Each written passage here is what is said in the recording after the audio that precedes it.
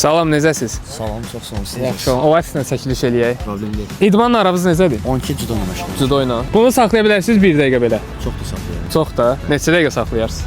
Biz nə istəyirik? Siz neçə dəqiqə saxlaya bilərsiniz? 5 dəqiqə. 5 dəqiqə saxlasanız sizə 100 manat pul mükafatı verirəm. Oturduğum yerdə. Hə. Hazırsınız? Bəli. Məncə 5 dəqiqə buradayıq. Zübdən. Mən çiynimdə əməliyyatdaydım, şıqqılladı. 15 saniyə. Solla saxlasam olur? Yox, ucu şansınızı itirdiniz. Hə? Bəs biz onu TikTokdan izləyirsiniz. Xeyr. Bax, hər tərəfli şansı qaçır. İdmanla məşğulsuz. Xeyr. Başlamaq istəyirsiniz inşallah. Hansı idmanla? Bodybuilding. Əvvəl belə bir şey yoxlamısınız? Yoxlamışam. Saxlaya bilmisiniz yoxsa? Saxlamışam. Neçə dəqiqə, neçə saniyə? Yarım dəqiqə. Yarım dəqiqə.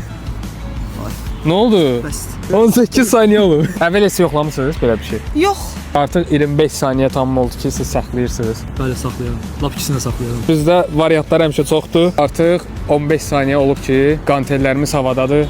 40 saniyə oldu. Hələ ki rahatçılıqdır. Rahatçılıqdır. Bəli, bəli.